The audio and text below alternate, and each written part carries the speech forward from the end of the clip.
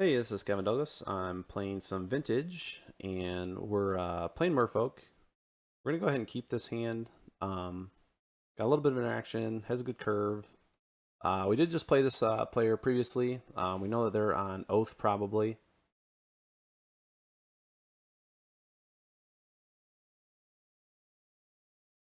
So played him with Shops last game or last match.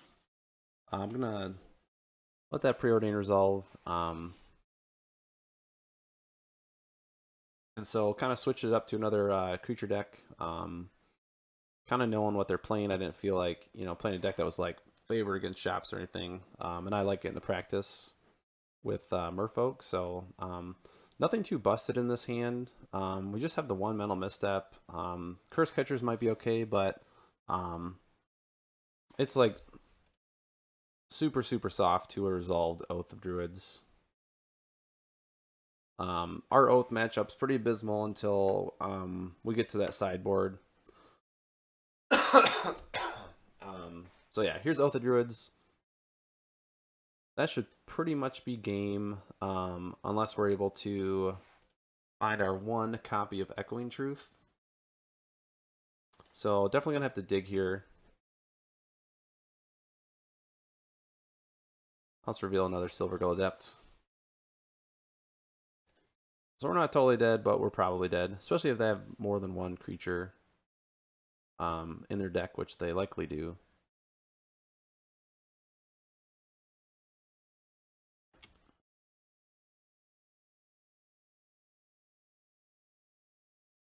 So what's interesting is last match we saw Blightsteel Colossus. Both times they were able to resolve an Oath trigger.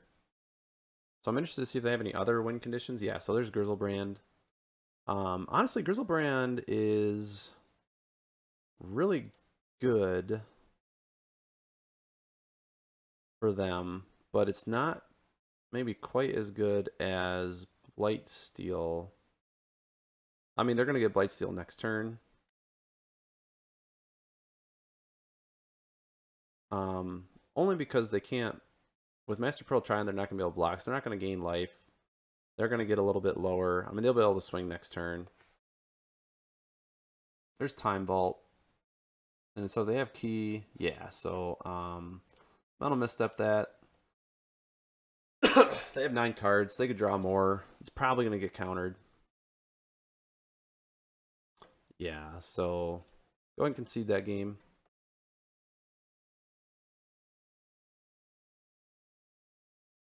All right, so definitely Gravedigger's Cage.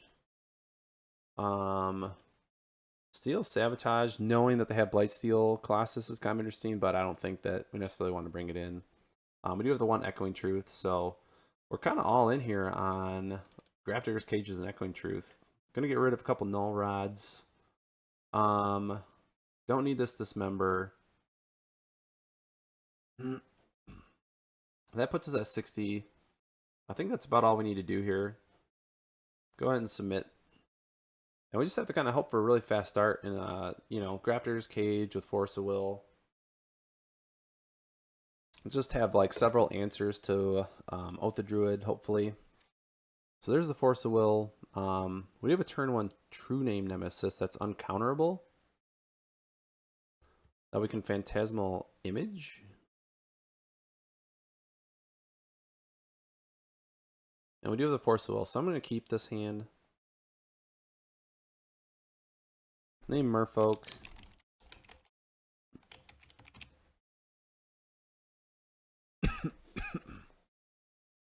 Black Lotus.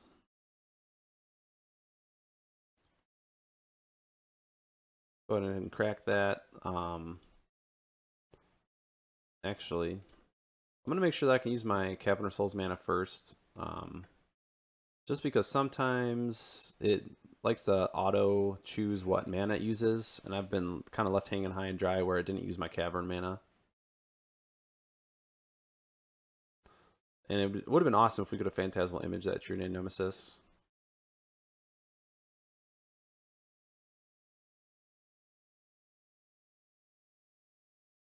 So honestly here, I'm not sure if I'd pitch the Master or the Phantasmal Image of Force of Will. Master is uncounterable with the Cavern of Souls, but Phantasmal Image is a really strong card to use on True Name.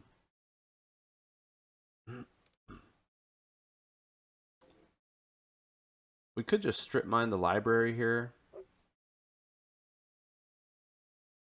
But I think Phantasmal Image is fine because... well, actually, they'll draw a card, go up to 8. If they force a will, they'll go down to 6. They'll be back at 7 on their next turn. So, but their card draw is a little bit offset to us having 2 True Names potentially. So I think I might just save this strip mine for next turn. And just go pedal to the metal.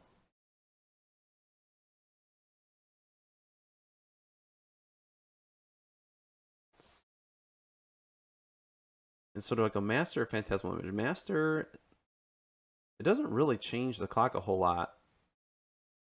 I think I'm going to go Master, just because it's uncounterable.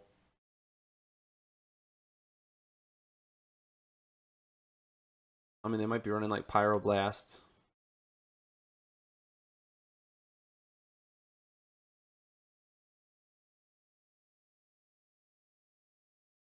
And then next turn we'll strip mine and hopefully draw another blue card so we can Phantasmal Image.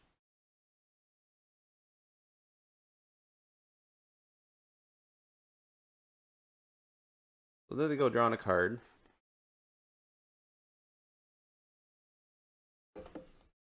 So hopefully this Master of the Pearl Trident was worth them drawing 2 cards. They didn't find a green source. Yeah, so this is Red Elemental Blast. So kind of talked about that maybe happening.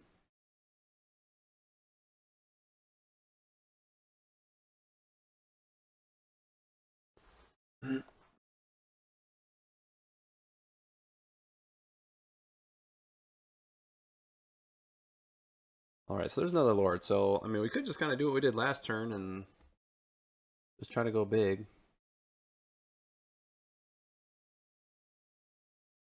So I think we'll strip mine here.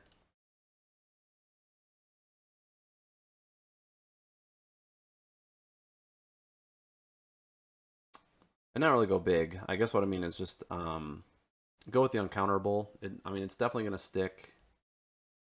Whereas Phantasmal Image just could get Force of Willed. Lord of Atlantis plus True Name is still 6 damage on board, just like the Phantasmal Image would be. I think I'm okay just running out the Lord again. It actually speeds up our clock a tiny bit because we're swinging for 4 this turn instead of just 3.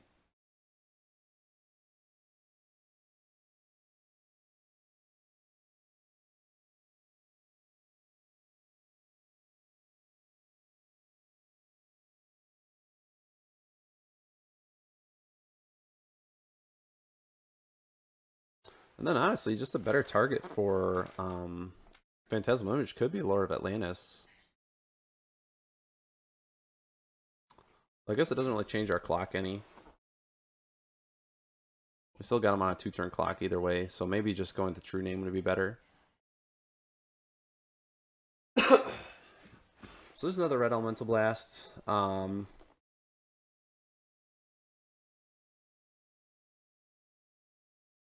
If we force a will here, it's a 2-turn clock. I mean, they could have a force of will of their own. We get rid of the Phantasmal Image. They'd have to have a force of will to counter our force of will here.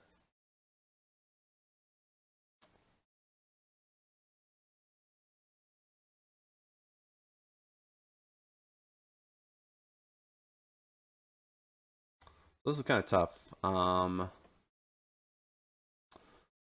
So we force will this. We're not going to be able to force will an Oath, but it's not going to matter necessarily. I mean, it could.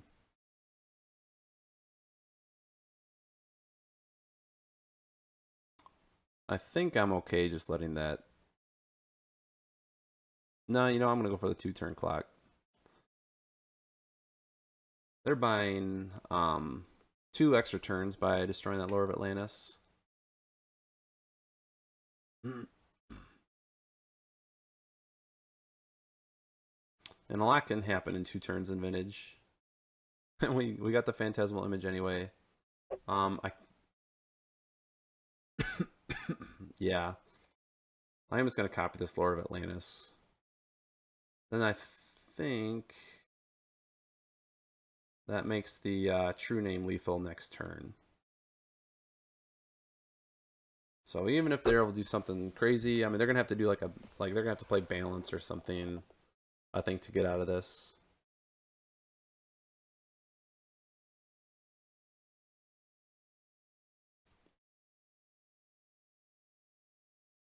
So they're gonna Ancestral Recall.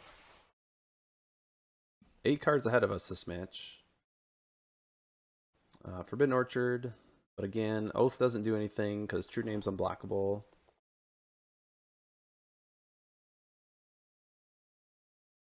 And they won't even get the creature until the following turn anyway. So they're going to go blue, blue, Time Walk.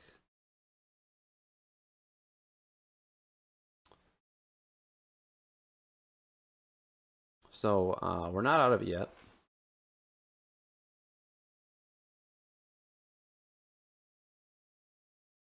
They're going to have to discard Lightsteel Colossus, which got shuffled back into the library. 2 blue, probably going to dig through time here. 1, 2, 3, yeah. So there's dig through time. Leaving up Ancestral. So they're just really digging for an answer. I think we'll probably see a concede here, but I've been surprised before. Cool. So we'll begin sideboarding. Excuse me. Gonna be on the draw. Yeah, so no real changes here.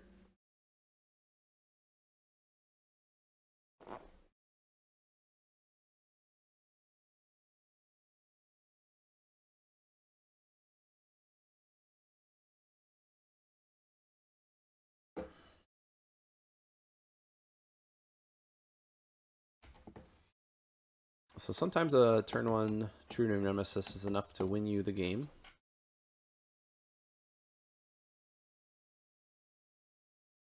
Which before I started playing Vintage, I never would have thought. It just seems like such a fast format that, how can you win if you're, just doing 3 damage a turn or 4 damage a turn? But the interaction in Vintage is pretty good. And speaking of which, we do have a Mental Misstep and a Force of Will. We have a Grafter's Cage. Our hand is pretty expensive for just 1 land, but we do have, we are on the draw. We have protection for this Grafdigger's Cage with Mental Misstep. We got Force of Will. I think I'm going to keep and just hope I draw into more mana. I could get really punished for this hand, but with Cavern of Souls, all it takes is 1 more mana. We've got Silvergill Adept. Like I said, we're on the draw. We're going to see an extra card. There's definitely ways to draw out of this. We have a turn 1 play with Grafdigger's Cage, so really we just need to draw another land in the next two cards, which isn't unheard of.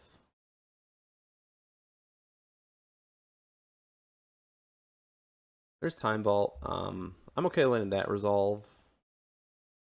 That's the artifact that, that's not really going to do anything unless they resolve some other piece to the combo. And we've got the Mental Misstep for a Voltaic Key and Force of Will. Flusterstorm. It's kind of dead in our hand right now, because we don't have the blue mana to cast it.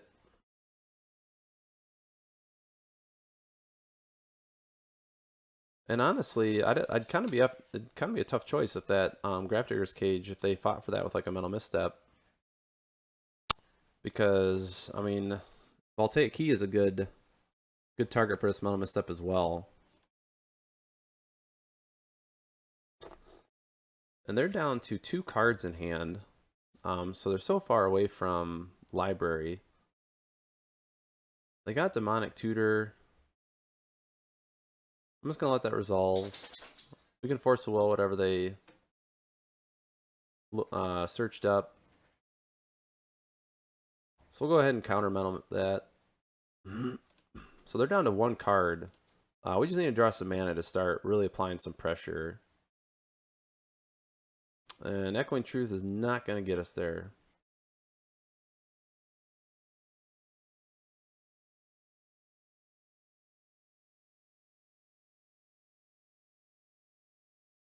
So this Preordain, not good enough to force a will. It does fix up their hand and replace itself, but so they bottom.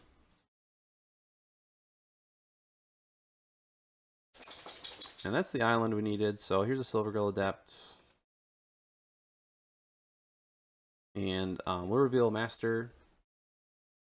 Draw an extra card. Mana Source would be great. Actually, Mox Sapphire would be great. But I'll take Strip Mine. Strip Mine's a true name Nemesis.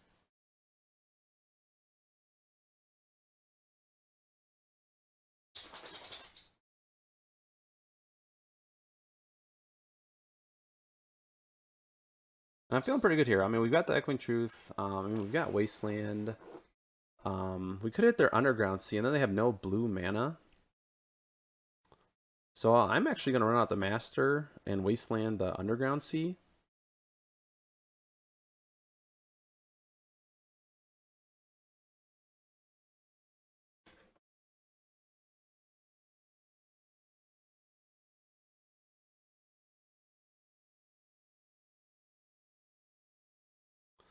And then hopefully that just reduces the probability they can, you know, cantrip their way out of the situation they're in.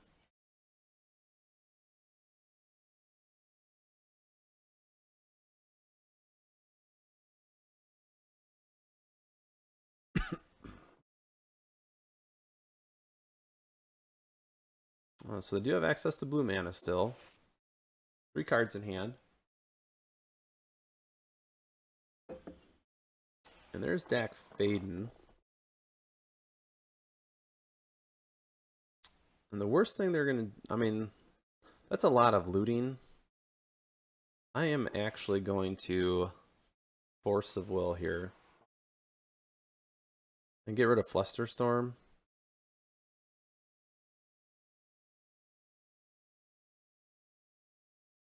And I can hold up Echoing Truth next turn and strip mine their Volcanic Island. Again, just limit them on their blue mana. They're going to need a lot of blue, or they need blue mana to really dig through their deck.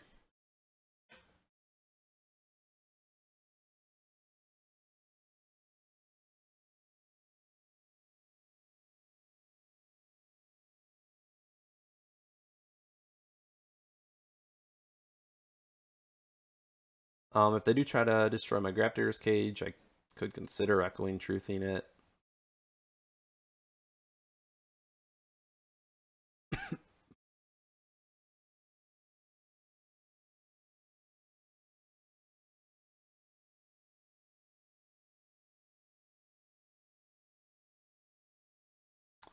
So here's Wasteland. I mean, we could Wasteland their Library of Alexandria here and just hold up Echoing Truth. I mean, we've got them on a 2-turn clock. That doesn't change casting True Name Nemesis.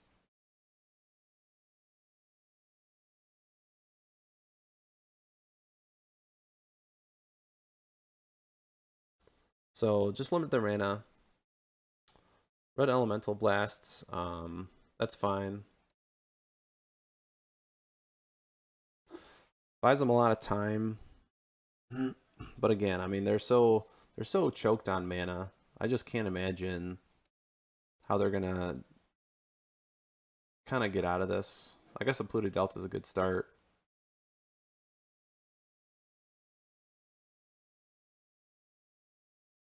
So I think now we do go True Name.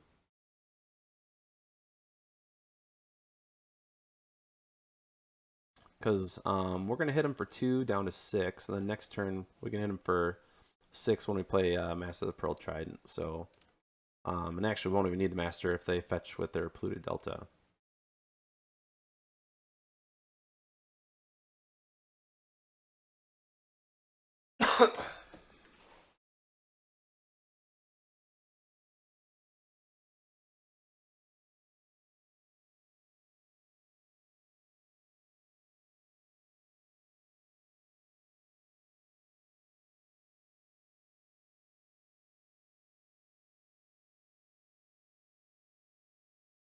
Sweet. So won that match. Definitely a lot. I mean, we lost game one to I think a turn two Oath of Druids. Obviously we're a super creature heavy deck, so I never really feel like we have a great Oath matchup. But we have a lot of good interaction coming out of the in the main deck, and